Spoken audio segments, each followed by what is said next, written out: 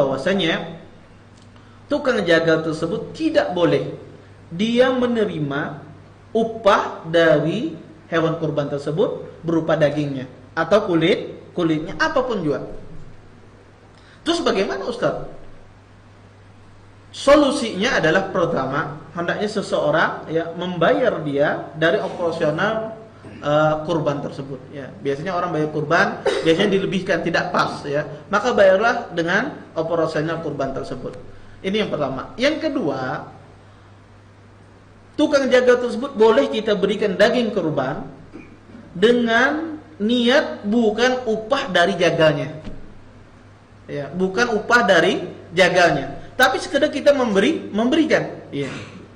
Adapun hadiah, adapun upahnya dia kita ambilkan dari yang lain. Maka ini tidak mengapa. Yang dilarang itu adalah memberikan tukang jagal tersebut upahnya dari daging kurban atau dari hasil kurban tersebut. Ini yang dilarang. Adapun kita memberi dia daging bukan sebagai upah, karena upahnya ada sudah. Ya. Tetapi kita beri dia, ya tidak enak nih nggak ngasih orang yang menjagalkan kurbannya. Maka kita kasih dia sebagai dalam bentuk bukan upah. Maka ini tidak mengapa. Ini tidak mengapa karena larangan itu adalah memberikan dalam bentuk upahnya. Ya. Kemudian hal yang dilarang pula bagi orang yang berkorban, bahwasanya orang berkorban tersebut tidak boleh dia memotong kukunya atau memotong rambutnya atau mengambil apapun ya dari bagian kulitnya atau dari bagian tubuhnya ya. Kenapa? Karena ini berdasarkan hadis Ummi Salamah ya. Dari Ummi Salamah radhiyallahu anha, anna Nabiy sallallahu alaihi wasallam idza dakhalatil 'ashr wa arada ahadukum ay yudhhi fala yamus min sya'rihi wa basarihi syai'a. Kata Nabi sallallahu alaihi wasallam ya, jika masuk 10 awal bulan Dzulhijjah dan salah seorang di antara kalian ingin berkorban, maka janganlah dia mengambil rambutnya dan jangan pula dia mengambil kulitnya sesuatu pun ya. Maksudnya kulit orang yang berkorban. Oleh karenanya kata para ulama, hadis ini larangan bagi orang yang berkorban untuk tidak boleh memotong kukunya. Tidak boleh dia memotong kukunya. Tidak boleh dia mencukur rambutnya. Tidak boleh dia mengambil sesuatu dari bagian kulitnya dari sejak tanggal 1 sampai dipotong hewan kurban tersebut. Contoh misalnya, ada seseorang berkorban ya, kemudian pada awal-awal Dzulqa'dah, maka ketika dia sudah niat berkorban pada tanggal 1 Dzulhijjah, dilarang dia untuk memotong kuku, dilarang dia untuk mencukur rambutnya sampai dipotong hewan kurban tersebut. Kalau seandainya ada orang berkorban niat berkorbannya dia berniat tanggal 5 Dzulhijjah misalnya, maka sebelumnya tidak ada masalah. Dia memotong kukunya walaupun di tanggal 1 dia memotong kukunya, ada masalah karena dia tidak berniat saat itu. Berniatnya pas tanggal 5 dia berniat untuk berkorban ya. Maka pada saat dia berniat, di saat itulah dia dilarang. Kapan dilarangnya? Di saat dia berniat setelah memasuki bulan Dzulhijjah ya. Ulun teteh ada Jepang berkorban jaga duitnya kada ulun julung kecuali tanggal 8 kan hanya dijulung jar. Apakah boleh memotong kuku misalnya? Tetap dia tidak boleh karena niat itu tidak ada kaitannya dengan uang diserahkan atau tidak diserahkan. Niat itu ada sesuatu yang ada dalam hati seseorang. Jika dia sudah berniat, maka dari tanggal 1 sampai dipotong hewan kurban tersebut, maka dia tidak boleh dia memotong kukunya atau mencukur rambutnya. Larangan ini sifatnya apa? Lebih mendekati pada pengharaman. Walaupun jumhur ahli ilmu melihat bahwasanya larangan ini adalah makruh, ya, makruh. Ya. Tetapi pada asalnya jika ada nahi, ada larangan menunjukkan pengharaman. Dan ini tidak ada satupun dalil yang memalingkan dari hal ini. Oleh karena itu pengharaman lebih dekat daripada hukumnya sekedar makruh. Kenapa? Seseorang dilarang mencukur rambutnya atau memotong kukunya ketika dia berkorban. Para ulama mengatakan bahwasanya ya, tujuannya apa? Ta'zim, untuk mengagungkan syiar ini. Sebagaimana kurban tersebut tidak boleh dipotong kecuali tanggal 10, seperti itu pula seorang yang berkorban ikut dalam hal ini. Dia tidak mengambil dari bagian tubuhnya. Dalam rangka apa? Mengagungkan syiar ini. Ya. Makanya ini hikmah kenapa dilarang seseorang memotong kukunya ataupun mencukur rambutnya. Kemudian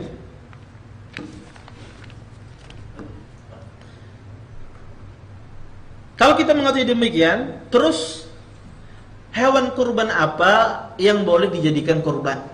Ya, ini permasalahan baru. Ya. Hewan kurban apa yang boleh dijadikan kurban? Ya. Hal ini dijelaskan oleh Allah Subhanahu wa taala di dalam Al-Qur'an. Allah berfirman, ya, kata Allah, "Wa likulli ummatin ja'alna mansakan liyadhkuru ismallahi ala ma razaqahum min bahimatil an'am." Kata Allah Subhanahu wa taala, sesungguhnya setiap umat itu kami jadikan mansakan, ibadah menyembelih. Untuk apa? Liyadhkuru ismallah, untuk mereka mengingat Allah Subhanahu wa taala ala ma razaqahum, atas apa yang Allah anugerahkan dari kepada mereka berupa rezeki, min bahimatil an'am, dari binatang ternak. Bahimatul an'am, binatang ternak di dalam bahasa Arab yang dimaksudkan adalah onta, sapi, kambing dan domba. Ini dimaksudkan dengan binatang ternak, ya.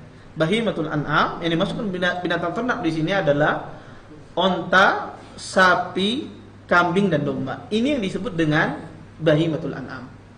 Kalau ayam bangsat kada berarti ya. Ayam bukan binatang ternak. Kuda sat bukan, ya, tidak termasuk di dalam ayat ini. Baik, satu persatu nanti dijelaskan. saya. Baik. Para ulama menjelaskan, ya, 4 jenis kriteria hewan inilah yang termasuk dalam binatang ternak. Kemudian onta semua jenisnya. Ya, onta jenis apapun dia adalah hewan kurban. Sapi semua jenisnya, maka dia termasuk hewan kurban, baik itu kerbau, idangan, semuanya, maka itu adalah jenis hewan kurban. Karena dia bagian dari apa? Bahimatul an'am. Kemudian kambing semua jenisnya, ya, maka dia bagian dari hewan kurban. Seperti itu pula domba. Maka ini semuanya adalah binatang yang boleh dikorbankan. Baik. Kemudian yang kedua, hewan kurban tersebut selain dia bahimatul an'am, dia memenuhi usia yang ditetapkan dalam syariat. Nabi SAW mengatakan hendaknya musinnah, kata Nabi SAW. Hewan kurban tersebut adalah musinnah. Musinnah itu apa? Musinnah itu adalah batasan umur yang ditetapkan di dalam syariat. Dan musinnah ini, batasan umur ini berbeda dari satu hewan ke hewan berikut dengan hewan yang lainnya. Para ulama mengatakan musinnah di onta, ya, itu ketika onta itu berusia 5 tahun masuk tahun ke-6. Ya, 5 tahun sempurna jalan ke-6. Maka itu baru boleh onta itu dikorbankan, ya. Kalau di sini ada onta, ada apa berkorban onta? Ya. Kemudian sapi itu musinnah di sapi itu, ya, ketika usianya 2 tahun, ya, masuk tahun ketiga. Ya, usianya 2 tahun masuk tahun ketiga. Ini musinnah dalam sapi, ya. Maka tidak boleh seseorang berkorban sapi misalnya kurang dari 2 tahun. Ini sapinya limosin katanya. Ganal mana sudah tetap tidak boleh, ya. Ya. Walaupun lebih banyak dagingnya daripada sapi yang usianya 3 tahun, ya. Kenapa? Karena usianya apa? Tidak nyampe, ya. Tidak nyampe. Maka usianya harus 2 tahun masuk tahun ketiga, ya. Kemudian kambing, ya. Kambing itu dikatakan musinnah dia ketika usianya 1 tahun masuk tahun kedua, ya.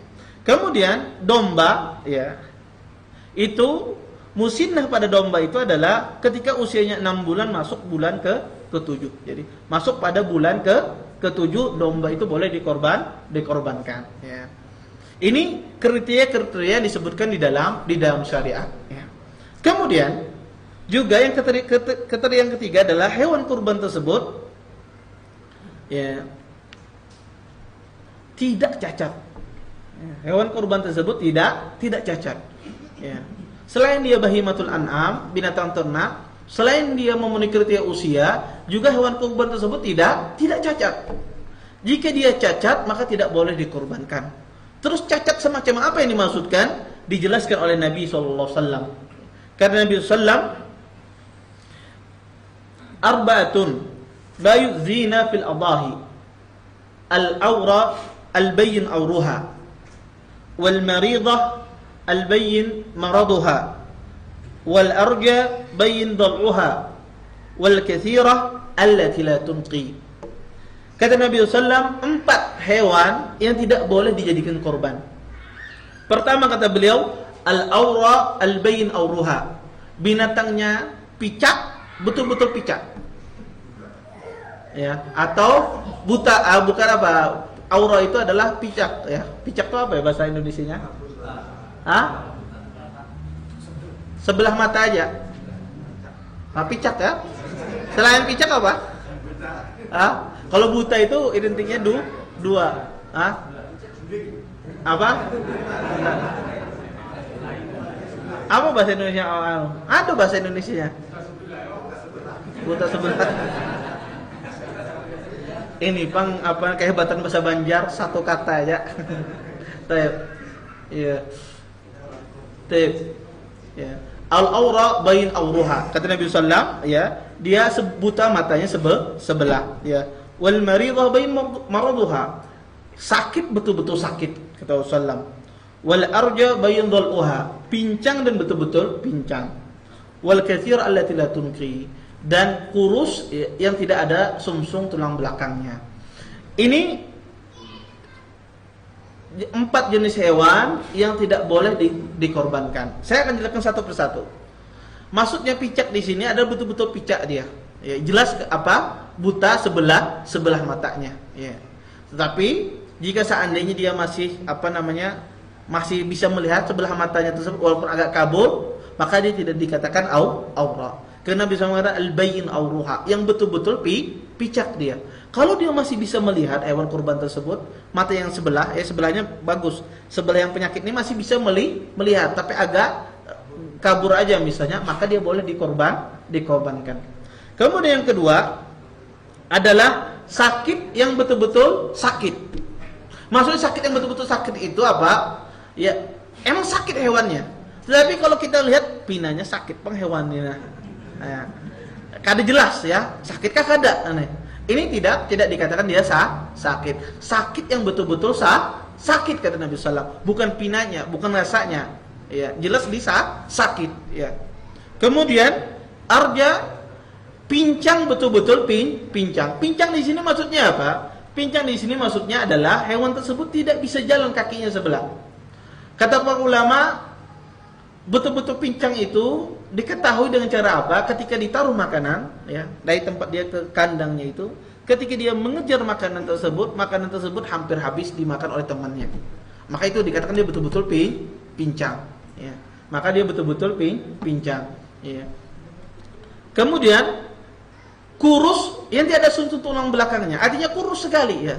Ya. Sebagian itu apa? Kurus yang tidak ada dagingnya sama sekali. Maka ini juga tidak boleh, ya. Tidak boleh dikorbankan, ya. Jangan cari murah saja, ya. Tapi cari sapinya juga berkualitas, ya, ada dagingnya, ya. Jangan kurus betul-betul kurus kata Rasulullah sallallahu alaihi wasallam. Baik. Kemudian ada beberapa hal yang harus diperhatikan ketika seorang berkorban, ya. Pertama, khususnya dalam penyembelihan. Pertama, hendaknya seorang ketika berkorban, ketika dia menyembelih hewan kurban tersebut, harus dia membaca basmalah, membaca bismillahirrahmanirrahim. Maka tidak boleh, bahkan tidak halal, atau bahkan menjadi bangkai hewan tersebut jika tidak disembelih dengan menyebut nama Allah Subhanahu wa taala. Allah Subhanahu wa taala berfirman dalam Al-Qur'an, "Wa la ta'kulu mimma lam yadhkur ismallahi alaihi wa innahu lafisq." Kata Allah Subhanahu wa taala, janganlah kalian memakan ya hewan yang disembelih tidak menyebut nama Allah Subhanahu wa taala. Ini larangan dalam Al-Qur'an ya. Maka tidak boleh seseorang menyembelih hewan kurban tanpa menyebut nama Allah Subhanahu wa taala. Ini penting diingatkan tukang jaganya, sebut bismillah.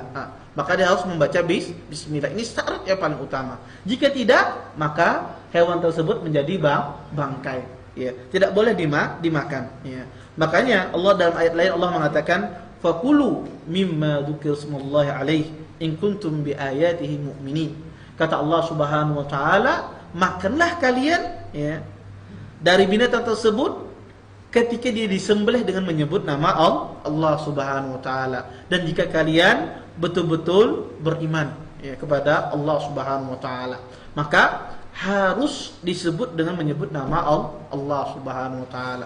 Kalau tidak disebut dengan nama Allah, maka hewan tersebut tidak halal untuk dimakan. Dia menjadi hewan yang bangkai. Kemudian disunnahkan ketika seseorang menyembelih, dia mengikrarkan bahwasanya hewan kurban tersebut miliknya. Ya. Sebagaimana yang dilakukan oleh Nabi SAW. Nabi ketika beliau menyembelih, beliau mengatakan, "Bismillah, wallahu akbar. Hadza anni wa amman lam yudhi min ummati." Ya.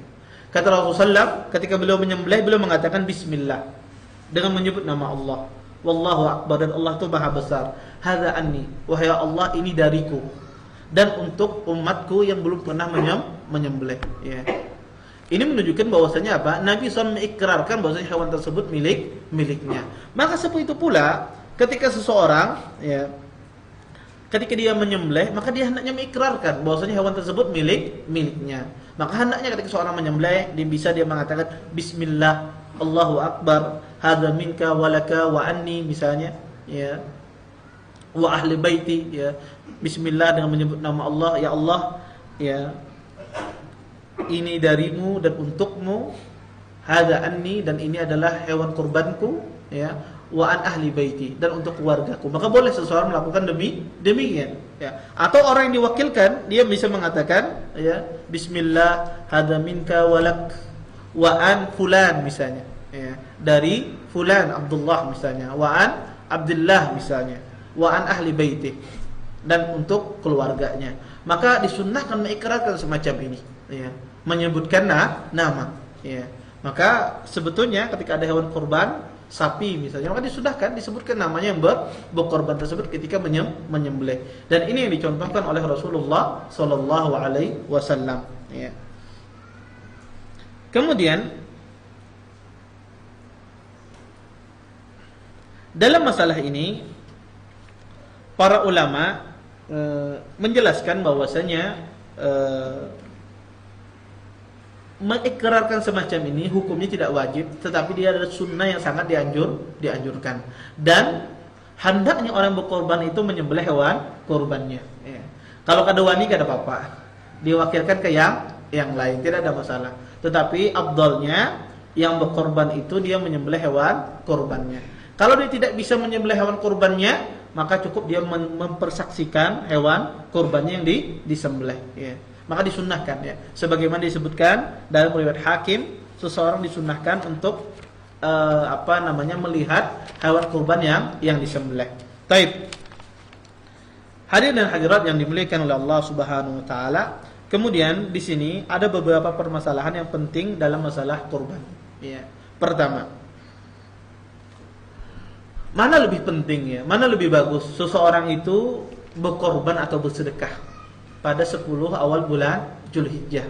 Kita tahu bahwasanya 10 awal bulan Zulhijjah itu memiliki keutamaan yang luar biasa.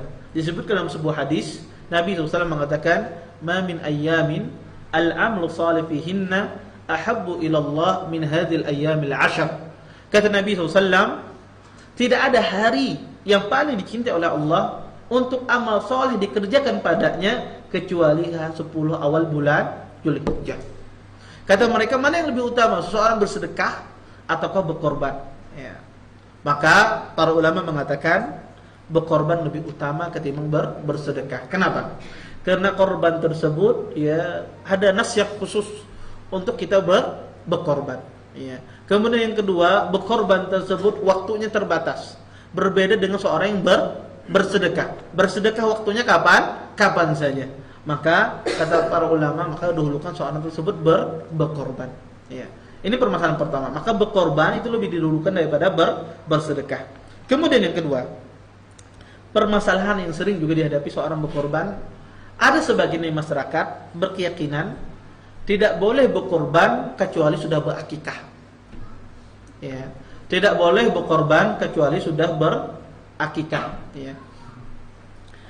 Sebetulnya ini adalah pemahaman yang keliru.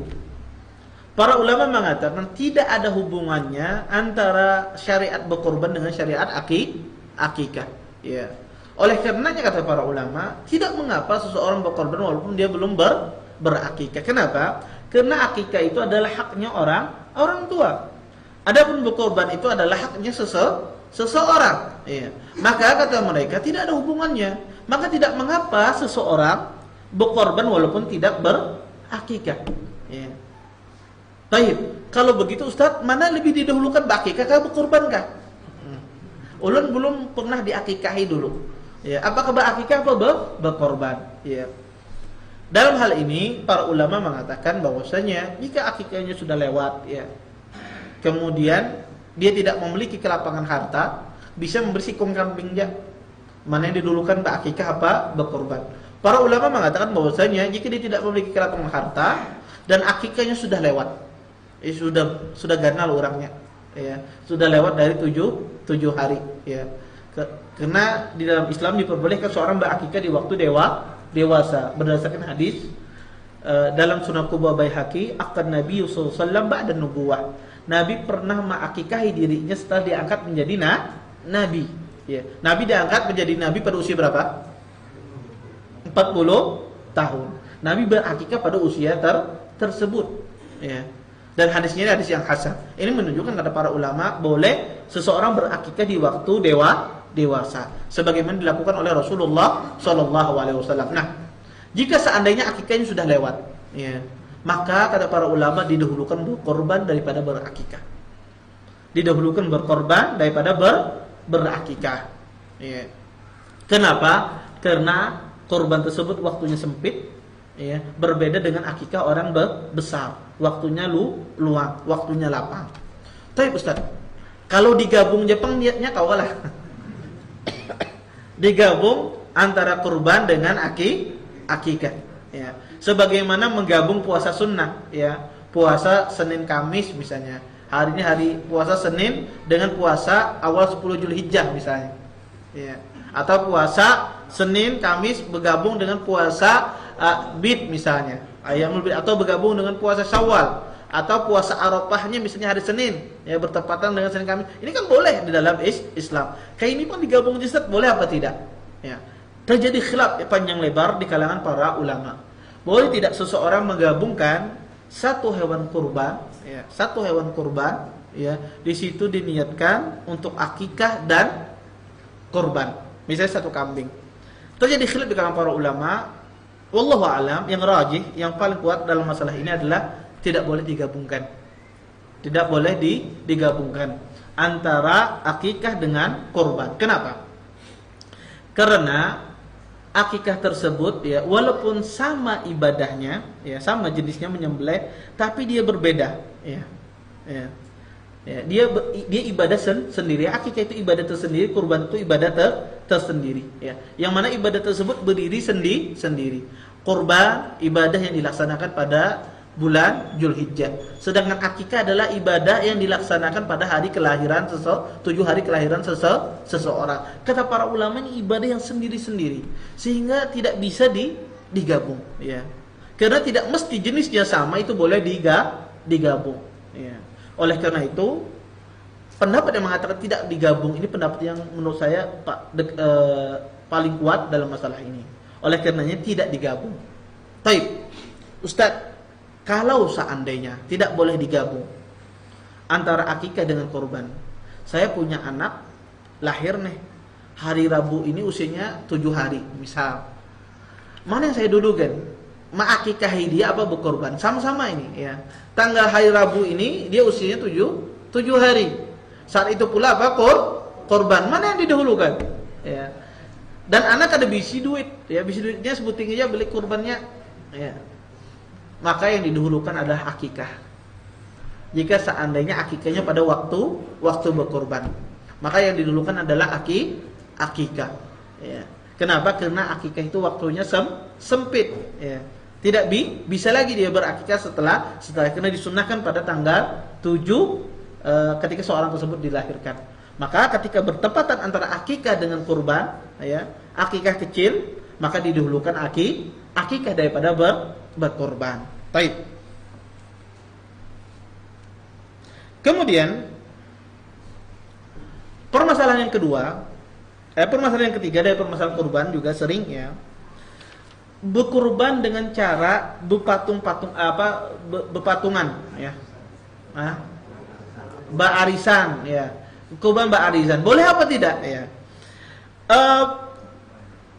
Para ulama ya mengatakan bahwasanya ada orang ya berkorban itu patungan itu ya, patungan pahala. Ya, ada orang berkorban itu ya patungan atau kongsi kepemilikan ya, patungan kepemilikan ya. Dan sebelum Anda bahas ini, hendaknya kita tahu dulu bahwasanya kambing itu untuk satu jiwa. Adapun sapi dan onta itu untuk tujuh jiwa. Hal ini berdasarkan hadis Jabir ya. Kata beliau, fa amarna Rasulullah sallallahu alaihi wasallam an tushtarqa fil ibil wal baqar kullu sab'atin minna fi butnah ya. Kata Jabir, sesungguhnya Rasulullah SAW memerintahkan kami untuk ikut serta di dalam berkorban unta dan sapi setiap 7 orang untuk satu hewan, 7 jiwa untuk satu hewan ya. Ini menunjukkan bahwasanya unta dan sapi itu batasan maksimalnya adalah 7 jiwa. Maka tidak boleh lebih dari itu. Tetapi ada hadis yang diriwayatkan oleh Ibnu Abbas bahwasanya Nabi SAW membolehkan pada unta untuk berkorban 10. Nah, pada unta 10. Tetapi hadis ini ya hadis yang dipersisikan oleh para ulama ya. Bagi yang menghasankan hadis ini maka mereka membolehkan pada unta itu 10 jiwa. Adapun yang melemahkan hadis tersebut maka mereka mengatakan tidak boleh. Cukup 7 jiwa saja jika pada unta. Baik. Kalau kita mengetahui ini, terus bagaimana dengan orang patungan atau arisan ya. Arisan dalam berkorban boleh apa tidak? Ya. Maka di dalam hal ini patungan semacam ini ya ada dua ya. Orang patungan dalam pahala. Misalnya seperti apa? Seperti yang dicontohkan oleh Rasulullah SAW. Ketika Rasulullah memerintahkan Aisyah radhiyallahu anha, ketika Nabi SAW memerintahkan Aisyah untuk mengambilkan pisau, kemudian beliau menyembelih hewan kurban beliau mengatakan Bismillah, Allahumma taqabbal min Muhammad wa ali Muhammad wa min ummati Muhammad. Ya. Kata Nabi SAW, Bismillah, dengan menyebut nama Allah, ya Allah terimalah sembelihanku ini, ya. Terimalah sembelihanku ini min Muhammad, dari Muhammad wa ali Muhammad, dan keluarga Muhammad itu Rasulullah SAW, wa min ummati Muhammad, dan dari umatku. Di sini Nabi SAW yang berkorban siapa? Nabi. Kemudian diikut sertakan dalam berkorban tersebut pahalanya siapa? Keluarga beliau. Kata para ulama, maka kongsi pahala itu tidak mengapa. Seseorang boleh berkorban 1 ekor jiwa, kemudian pahalanya dibagi dengan banyak orang boleh. Misal saya berkorban 1 ekor kambing, kemudian saya bagi niatnya itu untuk banyak orang, untuk ibu saya, untuk istri saya, untuk anak saya, untuk ayah saya, maka itu boleh. Walaupun itu 1 ekor korban, tetapi yang jadi milik siapa? Milik yang berkorban. Pahalanya bisa dibagi. Nah, yang dilarang ini nanti yang dilarang untuk memotong, mencukur, siapa yang dilarang? yang memiliki korban. Ini harus diingat ya, yang dilarang untuk mencukur, memotong itu yang memiliki hewan kurban, yang membeli hewan kurban. Adapun yang tidak membeli hewan kurban ya, tetapi dia juga berkorban tapi tidak membeli, maka dia tidak kena hukum ini. Contoh misalnya, kita punya istri, kemudian kita korbankan untuk istri kita. Ya. Tetapi pihaknya memberi duit, pihaknya menukarakannya. Nah, maka yang dilarang itu yang membeli. Walaupun korbannya istri. Ya. Karena yang dilarang itu adalah yang berkorban, yang memiliki korban. Ya. Maka dalam hal ini, kecuali istri tersebut membeli dengan uangnya sendiri, maka dilarang dia. Tetapi itu jika dibeli dari uang suami, maka yang dilarang itu adalah suaminya. Nah, ibu-ibu aman nih, ya. Tidak terkena, ya. Jelas ya? Termasuk orang yang diniatkan pahala tersebut juga tidak kena larangan tersebut. Ya. Yang dilarang itu berlaku pada orang yang berkorban saja. Maka kongsi pahala ini boleh. Ya, kongsi pahala ini boleh. Ya. Misalnya antum berkorban, kemudian datang, Ustaz, tolong niatkan ulun bagi pahala berkorban pian. Oh, kata bapak, ya, aku niatkan asan ikam. Maka ini kadang tidak masalah. Ya, tidak masalah. Kemudian yang kedua,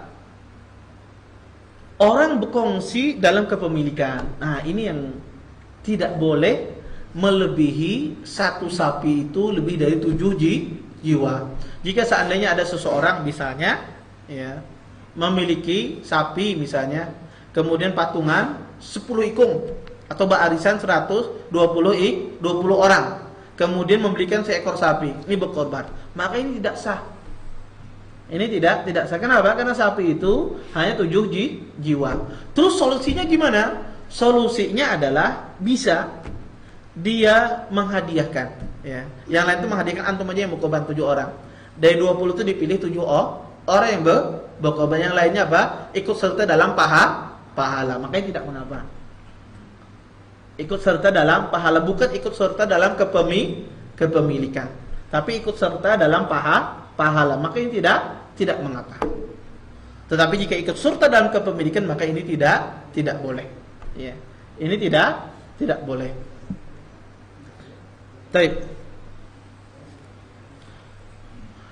Atau Ustaz, bagaimana Ustaz kalau barisan? Ya, barisan ya, terus nanti tahun depan, bulan depan ini yang dapat. Tahun depan, tahun ini yang berkorban. Nanti tahun berikutnya ini yang berkorban. Boleh apa tidak semacam itu? Boleh. Jika seandainya dimaksudkan itu namanya berhutang. Itu namanya berhutang. Maka berkorban boleh. Seseorang jika berhutang, berkorban itu boleh. Dengan syarat dia nanti bisa membayar. Maka tidak mengapa. Ya. Tetapi tetap saja kepemilikannya satu orang jika seekor kambing. Jika seekor sapi maka 7 orang kepemilikannya. Baik. Permasalahan berikutnya. Permasalahan dalam berkorban. Ya. Seseorang boleh berkorban untuk orang yang sudah meninggal. Seseorang boleh untuk berkorban untuk orang yang sudah meninggal. Para ulama mengatakan bahwasanya menghadiahkan amal ibadah kepada mayit itu ya ada 3 macam. Pertama, kata para ulama, ibadah itu ada ibadah namanya maliyah. Ibadah maliyah ini ibadah yang sifatnya berupa harta. Ibadah yang berupa harta. Maka ibadah yang berupa harta ini jika diniatkan kepada si mayit pasti sampai. Apapun, seorang bersedekah di masjid niat untuk si fulana, maka sampai. Ini sepakat para ulama, tidak ada yang mengingkarinya. Yang kedua, ada ibadah tersebut ibadah badaniyah. Bentuknya badan, tidak harta. Seperti apa? Seseorang sholat, mengaji, ya, dan seterusnya. Maka ibadah ini, pendapat yang rajih dalam para ulama tidak sampai kepada si mayit. Tidak sampai kepada si mayit. Seorang menghadiahkan bacaan Quran misalnya, atau seorang menghadiahkan ini, maka pendapat yang paling kuat di kalangan para ulama, dan ini mazhab Syafi'i, dan Imam Syafi'i paling keras dalam masalah ini, bahwa tidak sampai kepada si mayit.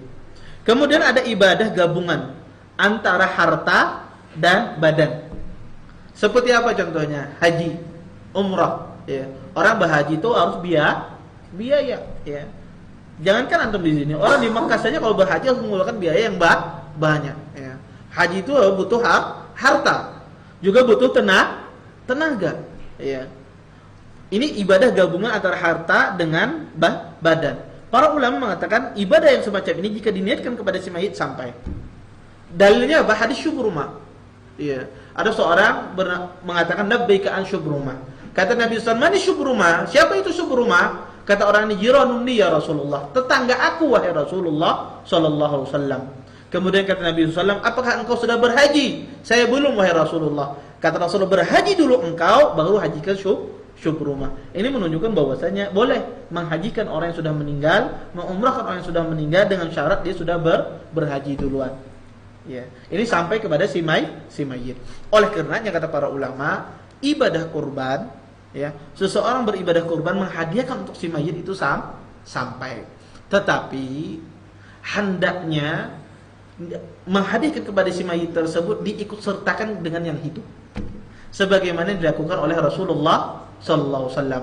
Beliau berkorban untuk diri beliau dan keluarga beliau. Kita tahu keluarga beliau ada yang sudah meninggal, ya, di antaranya Khadijah dan anak-anak Rasulullah sallallahu alaihi wasallam yang laki, ya. Beliau mengikut sertakan hadiah tersebut kepada yang masih hidup, yaitu Rasulullah sallallahu alaihi wasallam. Maka kata para ulama boleh seseorang berkorban kemudian dia menghadiahkan kepada si mayit dengan syarat diikut sertakan kepada yang masih hidup, tidak sendiri. Tidak berkorban, nah ini sapi ini atau kambing ini untuk orang tuaku yang meninggal. Tidak seperti itu.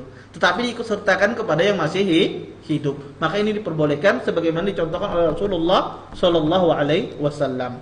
Kemudian permasalahan yang berikutnya, ya, permasalahan dalam berkorban adalah boleh tidak seseorang berkorban, ya, di luar tempatnya, di luar di tempat dia tinggal, ya. Misalnya karena ini sistem online, kurban secara online misalnya, ya. Lihat Bukalapak misalnya ada kurban online, ya. Akhirnya mesan kurban aja, mau datang ke panitia ngalih banar online aja sudah, ya. Boleh apa tidak? Para ulama mengatakan asal berkorban itu di mana tempat dia berada. Seseorang ketika berkorban itu disunnahkan di tempat di mana dia berada. Kenapa? Karena tujuan dari berkorban tersebut adalah menegakkan syiar ini di tempat dia. Menegakkan syiar ibadah menyembelih ini di tempat dia. Makanya Allah katakan dalam Al-Qur'an, "La yanalullahu luhumuha wala dima'uha walakin yanalut taqwa." Sesungguhnya Allah tidak menginginkanlah daging tersebut atau darah tersebut, ya. Tetapi yang Allah inginkan adalah ketakwaan dari kalian. Ya, ketakwaan dari maksudnya apa? Ya Allah inginkan dari ibadah tersebut atau untuk menegakkan syiar ini, bukan dagingnya, bukan darah yang ditumpahkan, tetapi syiar ini. Oleh karena itu kata para ulama, lebih baik seorang itu berkorban di tempatnya, walaupun tidak dilarang seseorang berkorban di luar tempatnya, tetapi lebih afdal berada di tempatnya. Kenapa? Karena di situ kalau kita berkorban di tempat luar, kita banyak meninggalkan sunnah. Di antaranya, kita tidak bisa melihat hewan kurban kita yang disembelih. Ya, kita tidak bisa melihat hewan kurban kita yang disembelih. Di Bukalapak tidak ada hewan antum yang disembelih, tidak ada. Ya, kita tidak bisa melihat. Yang kedua, ya, kita nggak bisa makan daging kurban tersebut. Ya, kita disuruh untuk apa? Memakan daging. Kata Allah, "Fakulu minha." Makanlah daging hewan kurban tersebut. Ketika seorang berkorban dari tempat lain, dia tidak bisa memakan dagingnya. Padahal disunnahkan orang berkorban itu memakan dagingnya. Kemudian, ya, di antara pula dia tidak bisa juga, ya, untuk menyembelih hewan kurbannya. Ya. Disunnahkan orang yang memiliki kurban itu dia mau menyembelihnya. Ketika dia berkorban di tempat lain, dia tidak bisa menyembelih. Maka kata para ulama, banyak sunnah-sunnah yang dia tinggalkan. Dan pada asalnya berkorban di tempatnya itu lebih utama. Kemudian permasalahan berikutnya yang sering juga, ya, permasalahan yang dalam masalah kurban ini, ya,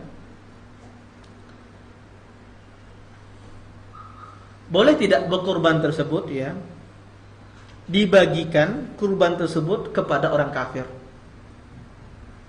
Dagingnya dibagikan kepada orang kafir, ya. Yang kita tetangga ada non muslim misalnya, boleh tidak kita bagikan daging kurban tersebut? Ini terjadi khilaf di kalangan para ulama. Ya, terjadi khilaf para ulama. Yang rajih, boleh seseorang membagikan, ya, hewan kurban tersebut kepada orang kafir dalam rangka apa? Tujuannya agar dia masuk Islam, tujuannya agar dia mengetahui kebaikan Islam, maka ini tidak mengapa. Dan ini berdasarkan firman Allah Subhanahu wa taala dalam ayat suci Al-Qur'an. Allah mengatakan, "La yanhakumullah 'anil ladzina lam yuqatilukum fid din wa lam yukhrijukum min diyarikum an tadurruhum wa tuqsitu ilaihim. Innallaha yuhibbul muqsitin." Sesungguhnya Allah Subhanahu wa taala tidak melarang untuk kalian berbuat baik kepada orang-orang yang tidak memerangi kalian, kepada orang-orang yang tidak mengeluarkan kalian dari negara kalian. Dan hendaklah kalian berlaku adil, kata Allah, dan sesungguhnya Allah mencintai orang yang berbuat keadilan. Ya. Berdasarkan ayat ini kata para ulama, selama orang kafir tersebut bukan kafir harbi. Kafir harbi itu artinya adalah kafir yang memusuhi kaum muslimin, yang membantai kaum muslimin. Selama bukan kafir harbi, kafir yang ada perjanjian, maka dia boleh menerima daging kurban tersebut.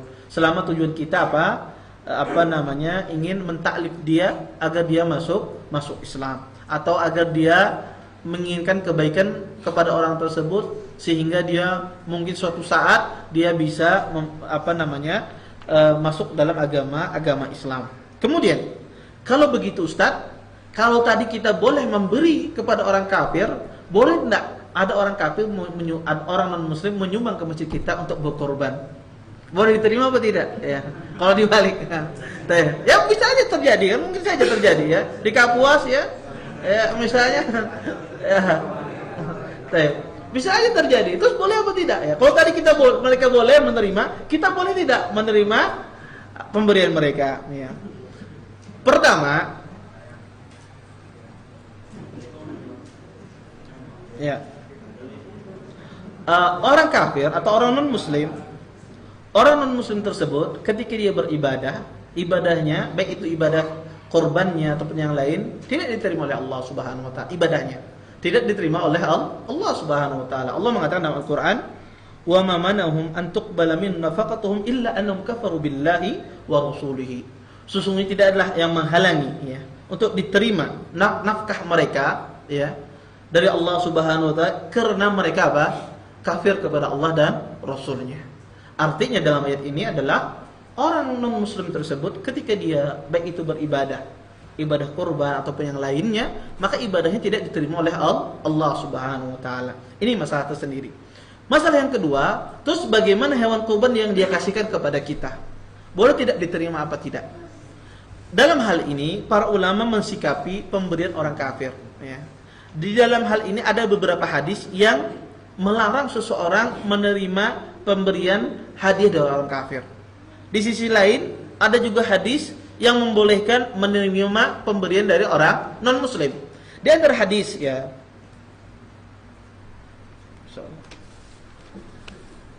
di antara hadis ya yang menjelaskan tentang Nabi SAW tidak menerima hadiah dari orang kafir, dari Iyad bin Himar ya. Beliau mengatakan ketika beliau ingin memberikan kepada Nabi onta ya. Kemudian Nabi SAW pun bertanya kepada Iyad ini, "Aslamta? Apakah kau telah masuk Islam?" kata Rasulullah. Orang ini mengatakan, "Faqultu la," kata Iyad, "sebelum aku masuk Islam itu aku mengatakan, aku tidak Rasulullah, belum berislam." Kemudian Nabi mengatakan, "Inni nuhitu an zabdil musyrikin." Kata Rasulullah, "Sesungguhnya aku dilarang menerima hadiah dari orang-orang yang musyrik." Hadis ini diriwayatkan oleh Imam Abi Daud, hadisnya hasan. Ya. Di sisi lain, Nabi SAW pernah menerima hadiah dari orang non muslim. Ya. Disebutkan ya dari Umar bin Khattab radhiyallahu anhu, beliau mengatakan ya, beliau menceritakan, "Ghazawna ma'an Nabi sallallahu alaihi wasallam." Kami berperang bersama Nabi SAW di peperangan Tabuk. Wa ahda mulku Ailah. Ya. Kemudian seorang raja Ailah memberikan kepada Nabi SAW baghlatan bayda. Bighal, ya bighal itu perkawinan antara kuda dengan keledai. Jadinya bighal namanya. Enggak tahu bahasa Indonesianya apa itu. Ya, perkawinan antara kuda dengan keledai, anaknya itu disebutnya bighal. Ya. Nabi SAW jadi semacam kuda tetapi agak pendek ya. Nabi SAW dikasih bigal yang berwarna putih oleh Malik Aila. Malik Aila ini adalah raja non-muslim, ya, orang ahlu kitab, ya. Wa kisaan burdan, dan Nabi SAW juga dikasih pakaian dan diterima oleh Nabi SAW. Di satu sisi Nabi pernah menolak hadiah dari orang musyrik, di satu sisi Nabi SAW pernah menerima hadiah dari orang non-muslim. Para ulama menjelaskan, di antaranya Imam Ibnu Abdul Bar, seseorang tidak boleh menerima hadiah dari orang non-muslim kalau tujuannya adalah agar orang kita simpati dengan mereka. Tujuannya agar kita simpati dengan mereka, atau tujuannya karena balas budi, atau tujuannya apapun, maka tidak boleh, kata beliau. Tetapi jika seandainya seseorang menerima hadiah dari orang non-muslim tersebut, tujuannya agar dia mau masuk Islam, agar dia simpati dengan kita, dengan orang Islam, agar dia mau masuk, oh ternyata orang Islam ini baik, ya Masya Allah dia menerima hadiah sehingga dia mau masuk Islam, maka ini tidak mengapa. Dan ini dilakukan oleh Nabi SAW. Kenapa beliau menerima hadiah dari raja tersebut? Tujuannya agar dia, raja tersebut, mau masuk Islam, ya. Tetapi kalau tujuannya sekedar ingin persahabatan saja, tetangga dikasih misalnya, ya tujuannya karena untuk bahkan menjadikan kita agak simpatik sama mereka, maka ini tidak boleh seorang muslim menerima hadiah dari orang yang musyrik. Termasuk dalam ini adalah korban, maka tidak boleh, ya, kalau tujuannya itu. Tapi kalau tujuannya, ya, dia memberi tersebut tidak ada maksud apa-apa, dan kita tujuannya menerima tersebut agar dia mau masuk Islam misalnya, simpati dengan Islam, maka ini tidak mengapa. Misal gimana, Ustaz? Contoh. Kalau antum tolak, orang ini marah. Ya, kalau antum tolak misalnya orang ini marah, bahkan dia memiliki pemikiran Islam itu jelek. Ya. Ketika kita tolak misalnya, dia memiliki marah, kemudian dia memiliki pemikiran Islam itu jelek. Oh, Islam ini kayak gini. Tapi ketika kita terima, timbul pandangan bagus dia terhadap Islam, maka ini nggak apa-apa diterima. Ya. Ketika menimbulkan maslahat di sini, menjadikan pemandangan dia terhadap Islam itu bagus, bahkan dia menjadi bersimpati dengan Islam, maka ini tidak mengapa. Dan ini dilakukan oleh Nabi SAW ketika beliau menerima hadiah dari Raja Ailah, ya, berupa bighal, dan Nabi SAW dikasih pakaian. Para ulama mengatakan jika tujuannya itu, maka tidak mengapa. Wallahu a'lam. Nah, ini kiranya di antara permasalahan-permasalahan tentang masalah hewan kurban, ya. Taib. Kita sampai selesai jam berapa? Jam 5, ya. Ya. Masih ada 15 menit, ya, kurang lebih. Taib. Sisa waktu yang ada, mungkin silahkan, ada yang mau bertanya silahkan, ya. Kalau ada yang bisa saya jawab, ya. Kalau nggak ada, ya wallahu a'lam. Taib. Ya. Yang pertama, Assalamualaikum warahmatullahi wabarakatuh. Ya, yang pertama, kurban yang berasal dari uang istri itu sebaiknya diatasnamakan suami atau atas nama istri memang, karena memang dari istri yang kerja gitu. Ya. Karena kalau kebiasaan di sini kan kepala keluarga sebagai atas namanya. Yang kedua, satu aja dulu, nanti kita lanjut yang kedua. Nanti lu nggak diingat. Yang pertama, orang berkorban, ya, mana lebih bagus, berkorban atas nama istri apakah atas nama suami? Ya, terserah, ya. Kalau seandainya seorang ingin berkorban atas nama istri, tidak ada masalah, ya. Kalau itu uangnya dia, nggak apa-apa atas nama dia. Tetapi jika dia tidak bisa berkorban banyak, cuma satu hewan saja, maka nggak apa-apa atas nama dia, kepemilikannya. Kemudian niatkan pahala tersebut untuk keluarganya. Ya, contoh misalnya sang istri berkorban, kemudian dia mengatakan ini kepemilikan hewan kurban itu dia, kemudian dia niatkan pahala sebagian pahalanya tersebut untuk suaminya, untuk anak dan istrinya, dan untuk anak dan suaminya. Maka ini yang dilakukan oleh Nabi Shallallahu Alaihi Wasallam. Ya. Tetapi jika seandainya seorang memiliki kelapangan harta, maka lebih bagus lagi dia setiap berkorban, setiap orang berkorban. Ini lebih bagus, ya. Kenapa? Karena semakin banyak semakin banyak seseorang beribadah, maka semakin besar nilainya di sisi Allah Subhanahu wa taala. Baik. Kemudian yang kedua, silakan apa? Hah? Yang lain, baik.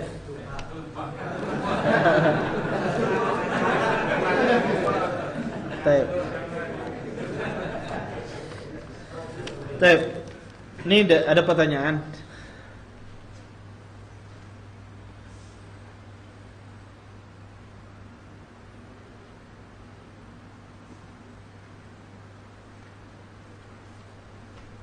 Baik. Pertanyaannya, apakah ada batasan waktu membagi daging kurban untuk fakir miskin? Misalnya, ada orang yang mau diberi daging, tetapi karena lokasinya jauh, butuh waktu, sehingga daging tersebut disimpan terlebih dahulu, misalkan 1 minggu. Baru setelah bertemu orangnya, dagingnya diserahkan, boleh saja, tidak mengapa. Adapun larangan 3 hari menyimpan daging tersebut, itu sudah mansukh hukumnya, dihapus hukumnya. Oleh karena itu boleh saja seseorang menyerahkan daging tersebut lebih dari satu minggu. Yang penting hewan kurbannya disembelih pada tanggal 10, 11, 12, 13 sebelum terbenam matahari. Kemudian yang kedua, bolehkah membagikan daging kurban dalam bentuk masakan? Daging kurban dimasak baru dibagikan beserta nasi sehingga lebih banyak yang bisa menerima. Tidak masalah, lebih nyaman lagi nenek. Tidak ada masalah ya. Tidak ada masalah ya dimasak ya ataupun dikasih mentah, maka kita melihat mana lebih banyak manfaatnya. Apakah manfaatnya dimasak itu lebih banyak bagi yang penerima ataukah dibagikan secara mentah? Kalau kita tahu misalnya di masyarakat kita lebih senang dibagikan mentah karena dagingnya lebih banyak ketimbang dimasak misalnya. Kalau dimasak 1 iris saja dapat misalnya. Di masyarakat kita lebih senang mereka dibagikan mentah misalnya, maka mentah yang kita bagikan karena mereka lebih senang semacam itu. Tapi kalau seandainya mereka lebih senang dimasak gitu kan, karena ini kebetulan di tempat bekerja semua, nggak ada waktu untuk memasak misalnya, maka kita masakkan, maka itu lebih utama.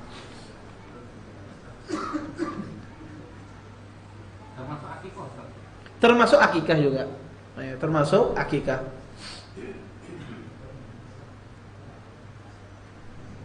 Baik, lebih afdal mana berkorban 1 ekor kambing sendiri atau 1 ekor sapi tapi patungan 7 orang? Para ulama mengatakan bahwasanya mana lebih utama, berkorban 1 ekor sapi 7 orang atau berkorban 1 ekor kambing? Sebagian ahli melihat bahwasanya berkorban 1 ekor kambing itu lebih utama daripada seorang ikut serta 7 ekor jiwa. 1 ekor sapi 7 jiwa. Kenapa? Pertama tadi di antara sunnah ketika menyembelih itu yang memiliki kurban menyembelih ya. Kalau 7 orang kadang kau berganti-gantian. Ya. Kalau sapi kan dia bisa menyembelih. Itu di antara hikmahnya. Walaupun ada sebagian hadis yang menjelaskan bahwasanya semakin banyak darah yang ditumpahkan, semakin banyak kegiatan menyembelih itu lebih utama. Tapi hadis ini lemah. Tetapi banyak hadis yang menjelaskan demikian. Ini mengisyaratkan bahwasanya para ulama mengatakan bahwa ini mengisyaratkan bahwasanya kambing itu lebih utama daripada onta dan sapi. Tetapi kadang-kadang secara hukum semacam itu. Tetapi kadang-kadang jika maslahatnya lebih besar, ya. Kadang-kadang jika masalahnya lebih besar misalnya, kalau kambing dibagikan cuma bisa sedikit misalnya dapatnya. Kalau sapi bisa menerima banyak orang. Bisa jadi kondisi semacam ini dia lebih utama daripada seorang sekedar menyembelih seekor kambing, ya.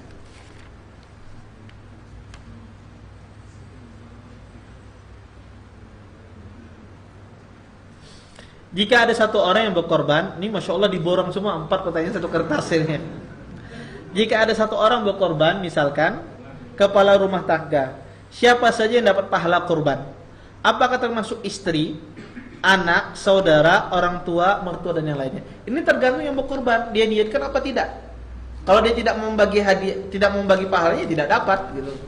Kalau dia membagi ya dapat semua, ya mertua dan yang lainnya ya. Makanya tinggal tergantung orang yang berkorban. Apa dia meniatkan mengikut sertakan yang lain di dalam pahala, maka sunnahnya, afdalnya seseorang mengikut sertakan. Sebagaimana dilakukan oleh Nabi SAW. Jika seorang tidak memiliki kelapangan harta, maka sunnahnya dia ikut sertakan, ya. Keluarganya, ya. Istrinya, anaknya dan yang lain. Baik. Ustadz, bagaimana aturan bayar fidyah bagi orang yang tidak mampu membayar puasanya karena penyakitnya? Mohon maaf Ustadz, tidak sesuai tema. Baik. Membayar fidyah bagi orang yang tidak sanggup berpuasa karena penyakit, ya. Penyakit itu ada 2. penyakit yang tahun menahun tidak kunjung sembuh, ya, tidak kunjung sembuh. Artinya diobati kan harapan sembuh penyakit ini, ya. Misalnya kanker ileum 4 yang parah-parah gitu ya. Penyakit ini tidak kunjung sembuh, maka bagi orang ini bayar fidyah. Bayar fidyah. Fidyahnya berapa? Yaitu sebanyak hari yang ditinggalkan. Kalau misalnya dia tidak bisa berpuasa sebulan penuh, maka 30 hari dia bayar fidyah. Fidyahnya berapa? Satu hari memberikan makan satu orang fakir miskin. Kalau 30 hari berarti 30 orang fakir miskin. Bisa diundang orang fakir miskinnya semuanya, 30 orang tersebut ke rumahnya, dikasih makan sekali makan. Atau bisa antum bagikan nasi, misalnya nasi bungkus ya, nasi kuning misalnya, iwak harwan, kemudian dibagikan ke 30 orang fakir miskin. Bisa semacam itu. Bisa antum undang orangnya di rumah antum 30 orang fakir miskin, atau antum bagikan, ada tukang beca miskin kasih nasi bungkus misalnya. Nasi bungkusnya tentu saja yang mengenyangkan ya, yang biasa kita makan. Jangan dikasih nasi kucing misalnya. ya orang apa namanya? Yang mengenyangkan. Nah, itu yang dimasukkan fidyahnya. Maka sebanyak hari yang ditinggalkan, dan fidyah ini tidak boleh dikeluarkan kecuali puasa itu sudah berlalu. Kesalahan orang kadang-kadang mengeluarkan fidyah, dia tahu nih orang tua renta misalnya, sudah kan mungkin berpuasa 2 minggu lagi Ramadan atau sehari lagi Ramadan langsung dikeluarkan fidyahnya. Ini tidak boleh. Fidyah itu dikeluarkan setelah berlalu apa? Puasa. Maka lebih mudahnya tunggu selesai puasa Ramadan, nanti bulan Syawal dikeluarkan. Ya. Yang kedua, penyakit adalah penyakit yang ada harapan sembuh. Ya, penyakit yang ada harapan sembuh yang mana kalau dia sembuh memungkinkan dia berpuasa. Nah, penyakit yang ada harapan sembuh semacam ini, maka tidak boleh dia bayar fidyah.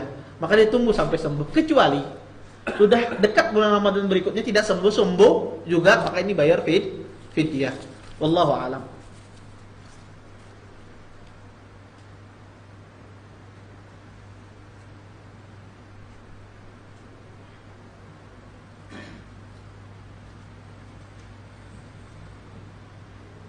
Baik. Beliau menanyakan, Ustaz Rasulullah SAW pernah menerima hadiah paha kambing dari wanita Yahudi dan diterima oleh Rasulullah SAW dan dimakan.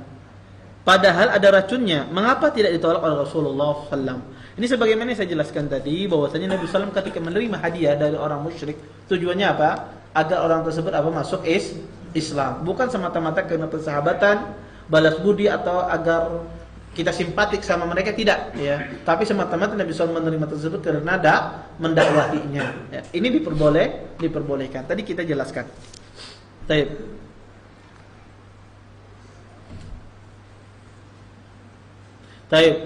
Ini ada pertanyaan. Assalamualaikum. Bagaimana kalau akikah memakai hewan sapi? Kalau satu keluarga misalnya 3 laki-laki 1 perempuan, jadi 1 sapi misalnya. Baik. Pertama, ya ini tidak boleh. Kenapa? Ada hadisnya. Hafsah, istri Nabi SAW, pernah ditanya beliau, bolehkah berakikah dengan onta, bukan sapi? Bolehkah berakikah dengan onta? Kemudian Hafsah bilang bahwasanya sesungguhnya kalian telah meninggalkan sunnah Rasulullah SAW. Makanya tidak boleh, ya tidak boleh. Maka seorang berakikah harus dengan kambing. Seperti itu pula ketika misalnya orang berkorban sapi, kemudian di antara 7 jiwa itu ada 1 jiwa untuk akikah misalnya. Misalnya dia 6 orang ini sapi. Mencari 7 orang anak, ada akikah sana, ayo masuk aja dari sini sapi. Jadi 7 misalnya, ya. Maka ini tidak boleh, ya tidak boleh, ya. Maka akikah harus kambing, tidak boleh dia ikut ke sapi ya. Semacam itu pula tadi 3 orang anak laki-laki 1 perempuan ya. Ini kembar 4 ya. Ya, maka ini harus kambing, tidak boleh jadi sapi. Baik.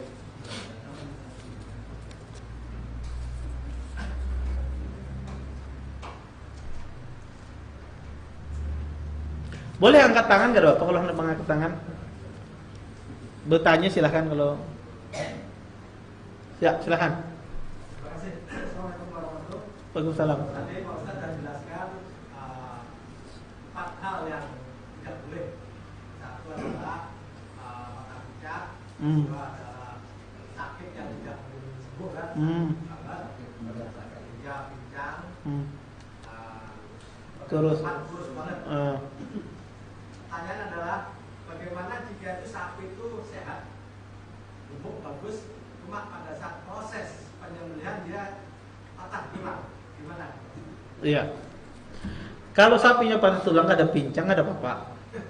Kalau seandainya patah tulang misalnya, ya apa namanya tidak pincang sapinya maka tidak mengapa.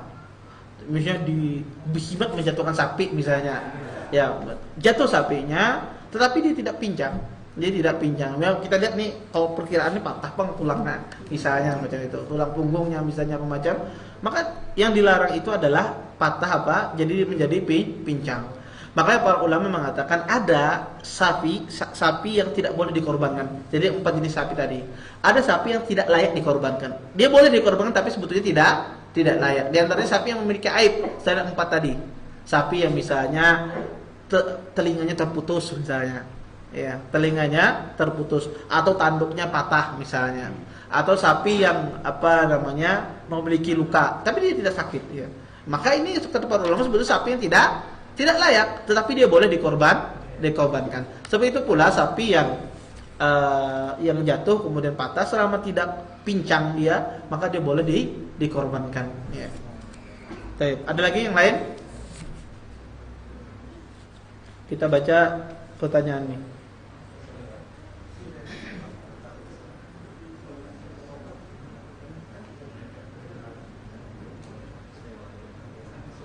Baik. Kalau uang kurban berasal dari uang suami dan uang istri, korbannya atas nama siapa Ustaz? Ya paham ya. Terserah aja mau nama istri silahkan. Korban kalau konsekuensinya atas kalau untuk istri yang berkorban ini ada masalah baru ya. Kalau uang kurbannya dari istri dan suami ya, dari istri dan suami gabungan ya, patungan ya. Maka ini harus dihadiahkan, satunya menghadiahkan. Entah itu istri menghadiahkan kepada suami, nanti kepemilikan sang suami. Jika jadi kepemilikan sang suami, maka sang suamilah yang tidak boleh memotong kuku atau memotong rambut. Baik. Penjualan kulit apa perlu kesepakatan pengkorban? Iya. Penjualan kulit ya. Orang yang menerima kulit tersebut ya. Ketika kita memiliki kulit kurban, kemudian kita tidak boleh menjual. Dan kita ingin menghadiahkan, ingin mengasih kepada orang yang menerima kurban. Maka ketika kita hadiahkan ke dia, harus sepengetahuan dia, harus kita kasih tahu, ini kulit ini milik antum. Antum terserah, antum mau antum ambil silahkan. Kalau antum wakilkan ke ana dijual tidak ada masalah. Ana wakilkan ke antum dijual, maka itu sudah tidak mengapa. Ya, maka harus dikasih tahu dia. Jangan, wah ini yayasan pasti menerima aja duit ini, misalnya dijual aja tanpa sepengetahuan dia. Ini tidak boleh. Berarti belum memberi dia. Maka kasih tahu, ini ada sapi misalnya 5 ekor, kulitnya untuk antum. Gimana? Mau antum ambil atau antum wakilkan ke kita dijual, nanti kita jualkan. Diwakilkannya ke antum. Makanya sudah, ya tidak ada masalah. Ya, antum di sini itu kemudian asal antum jual, kemudian uangnya nanti antum serahkan kepada dia, makanya tidak mengapa. Tapi harus dikasih tahu. Ya, silakan. Ini tidak terjadi, tapi mudah-mudahan terjadi. Terjadi mungkin. Kita mengorbankan 7 orang, ekor sapi. Ternyata ada teman 1 ketinggalan. Tinggal 1, tinggal 8. Dia ketiga ini beli kambing. Untuk mau motong hewannya, korban itu. Ternyata yang 1 tadi itu nggak suka makan kambing gitu. Terus dia ingin makan daging sapi. Karena kan kita kan korban disuruh untuk makan daging. Iya. Nah, bolehkah dia meminta daging sapi yang korban saudara-saudaranya itu? Iya, boleh. Ya, boleh. Saya katakan apa? Kurban itu boleh dimanfaatkan, dimakan dagingnya, boleh disedekahkan, boleh dihadiahkan. Kemudian saya jelaskan, sedekah itu apa? Sedekah itu untuk orang miskin. Hadiah itu boleh untuk orang yang kaya. Maka boleh orang yang berkorban meminta kepada saudaranya daging kurban, tidak mengapa. Baik. Assalamualaikum warahmatullahi wabarakatuh. Ketika seorang menyerahkan hewan kurban kepada sebuah majelis lembaga, tetapi bukan atas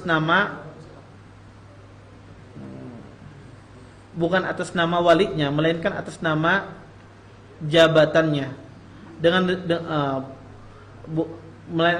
atas nama jabatannya dengan tujuan yang belum jelas. Bagaimana niat penyembelihannya? Bolehkah diterima dan disembelih sementara tidak jelas tujuannya? Ya, ketika ada seorang menyembelih ya, kemudian ini dari kepala dinas ini misalnya, ya, biasanya itu ditentukan dengan uruf. Ya, biasanya ditentukan dengan uruf. Orang kalau mengasih pada hewan kurban pada waktu kurban, biasanya untuk berkorban, urufnya semacam itu. Kebiasaan masyarakat biasanya untuk semacam itu. Ya. Kalau seandainya tidak jelas, tidak mengapa disembelih, tidak ada masalah. Ya, selama orangnya Muslim, kemudian kita terima, tidak ada masalah disembelih. Ya, disembelih kemudian dibagikan. Karena seorang wakil itu tidak mengharuskan dia tahu niat orang yang berkorban, niat orang yang berkorban. Maka tidak mengapa dia terima, dia sembelih dengan menyebut nama Allah, kemudian dia bagikan. Nanti itu kembali kepada yang berkorban tersebut. Apa nikah niatnya untuk berkorban? Apakah niatnya untuk sekedar bersedekah saja? Maka kembali ya berkorban. Baik. Ini lanjutankah pertanyaannya apa cukup? Lanjut. Terjadi khilaf ini, ya lanjutkan aja dulu.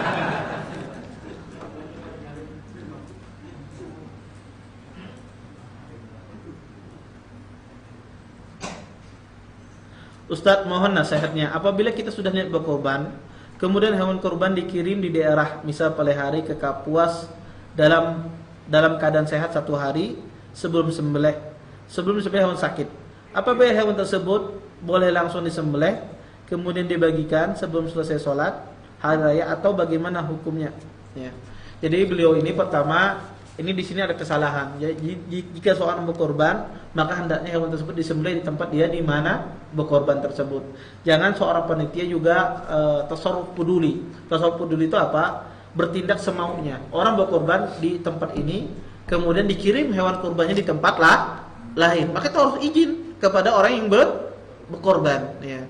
Harus izin kepada orang yang berkorban. Jangan seenaknya ketika diwakilkan, kemudian ini sudah diwakilkan ke kita nih, sudah kirim aja ke tempat lain. Maka harus izin terhadap orang yang berkorban. Ini yang pertama. Kemudian yang kedua, jika seandainya hewan kurban tersebut sakit, ya tanggal 9 Zulhijjah sakit, betul-betul sakit, ini hewan kurban yang tidak layak.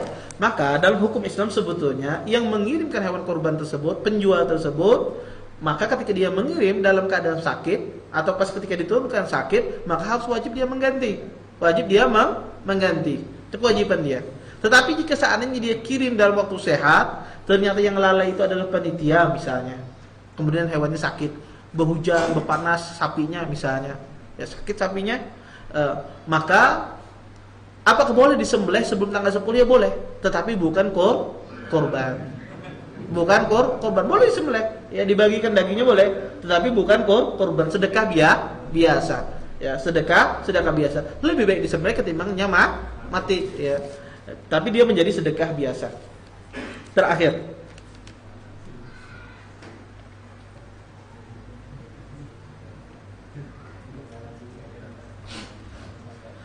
Assalamualaikum Ustaz, mau tanya, anak saya akikahi dengan 1 ekor sapi. Tapi akikahnya kongsian. Gimana itu Ustaz? Sah apa tidak? Sebagaimana saya jawab tadi, tidak sah. Maka harus dulu akikahnya, ya. Karena akikah itu dengan kambing, tidak boleh dengan yang lain. Baik. Mungkin ini saja dapat ulun sampaikan, mudah-mudahan bermanfaat. Silakan.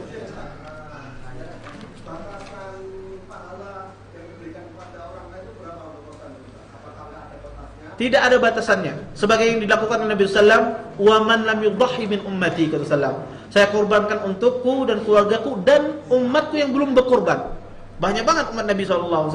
Tidak ada batasannya. Dan rahmat Allah itu begitu banyak, begitu luas, ya. Tetapi pada asalnya seseorang ketika dia berkorban, dia ikut sertakan keluarganya. Wallahu a'lam. Mungkin itu saja dapat saya sampaikan. Mudah-mudahan bermanfaat. Kita lanjutkan nanti habis maghrib tentang masalah warisan, ya.